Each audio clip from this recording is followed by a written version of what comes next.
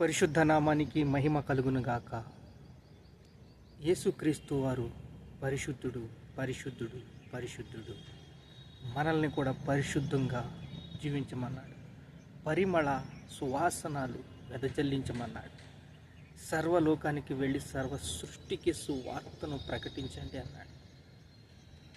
అంటే ఆయన కృప ద్వారా అది తరతరాలకి పరిమళంగా అది విస్తరించాలి, అభివృద్ధి చెందాలి. ఫలించండి, అభివృద్ధి చెందండి, మీరు బహుగా విస్తరించండి అని యేసయ్య చెప్పాడు. యేసయ్య నామానికే మహిమ కలుగునుగాక. అబ్రియల్ రాసిన పత్రిక 7వ అధ్యాయం 17వ వచనం. నీవు నిరంతరము మెల్కీసెదెకు క్రమము చొప్పున యాజకుడై ఉన్నావు. నిరీక్షణ శ్రేష్టమైనది. దీని ద్వారా దేవుని యొద్దకు మనము చేరుచున్నాము. నిరీక్షణ కావాలి మనకి. అంటే చాలా నెమ్మదితో, ఓర్పుతో ఈ యొక్క క్రియను కొనసాగించవలసి వస్తుంది. విధేయత చాలా అవసరము. ప్రేమపూర్వకమైన మన హృదయాల్ని శుద్ధి చేసుకోవటం చాలా అవసరము. దీనత్వం అనే కాడిని మీరు మోయాలి. దీనత్వం అనే కాడితో మీరు బలపడాలి, ఆత్మలో బలపడాలి. అభివృద్ధి కోసము మీరు ఎదురు చూడాలి. ఫలించే ఫలాలు మనము దేవుని ప్రేమను ఎలా పంచాలి, పరిమళించాలి అన్న ఒక గురి గమ్యములో మనం ఉండాలి.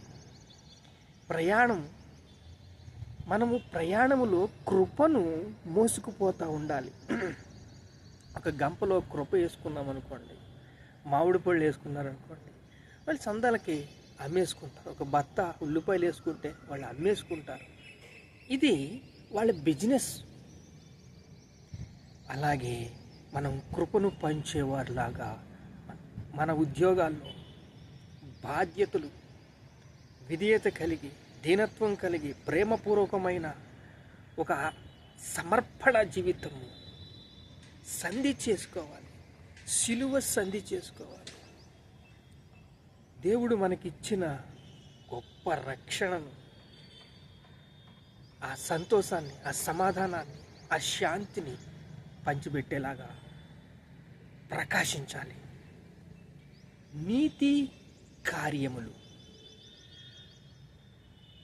నీతి కార్యముల్లో మనం అడుగులు వేస్తున్నప్పుడు ఆ అడుగులు ఒక్కొక్క అడుగు దేవుని సన్నిధి దగ్గరికి చేరుకుంటున్నాం. చూడండి, 64వ యెషయా గ్రంథం 64వ అధ్యాయం 6వ వచనం. స్వనీతి క్రియలన్నీ మురికి గుడ్డలు వలె ఉన్నవి.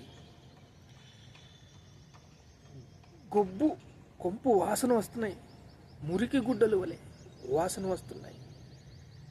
స్వనీతిని ఆధారం చేసుకోవద్దు. దేవుడి మీద ఆధారపడినప్పుడు నీవు పరిమళిస్తావు. అది పరిమళం ఎలా వెదజల్లుతుందంటే, 3 నుంచి 10 మందికి, 10 మంది మంచికి, 20 మందికి ఒకరికొకరు చెప్పుకోవాలి. అయ్యో, అక్కడ మనకి వాక్యం దొరుకుతుంది, వాక్యంలో మనకి శక్తి ఉన్నది, దీనత్వం ఉన్నది. ఆ దీనత్వంలో మనము నెమ్మది కలిగి జీవించాలి, తగ్గింపు కలిగి జీవించాలి. పరిమళాన్ని, ఆ యొక్క వెదజల్లే ఆ యొక్క గులాబీ పువ్వు కావచ్చు, దాని యొక్క స్వభావాలను బట్టి, చెట్టు యొక్క విత్తనాల యొక్క స్వభావాలను బట్టి పరిమళించాలి. దేని టేస్ట్ దానికి ఉంటుంది. మామిడికాయ టేస్ట్ మామిడికాయకి ఉంటుంది. అలా వాక్యము ఒక్కొక్క అధ్యాయంలో వాగ్దానములన్నీ నమ్మదగినగా ఉన్నాయి, నెరవేర్చేలాగా ఉన్నాయి.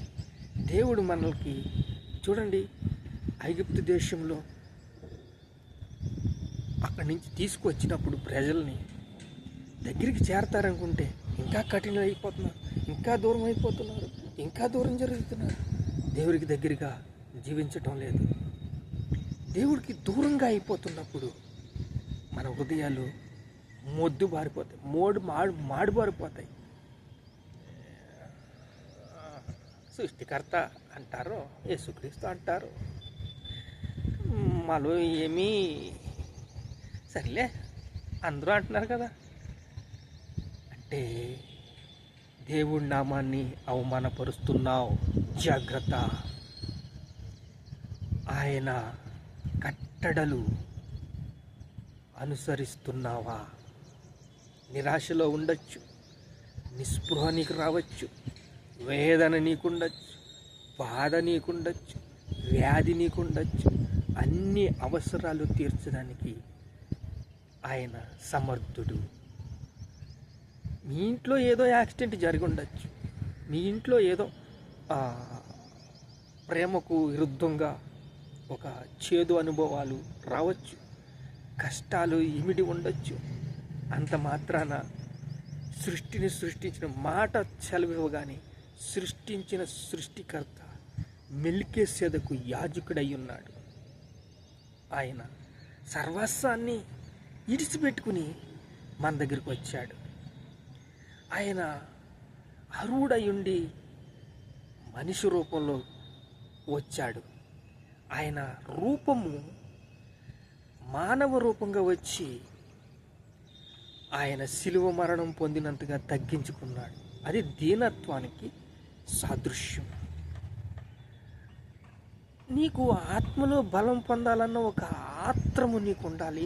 అది సువార్తను పరిమళించాలి, ప్రకాశింపచేయాలి, దీనత్వం కలిగి ఉండాలి, ప్రేమపూర్వకంగా ఉండాలి, విధేయత కలిగి ఉండాలి, ప్రయాణము కృపను మోసుకుపోయేలాగా ఉండాలి.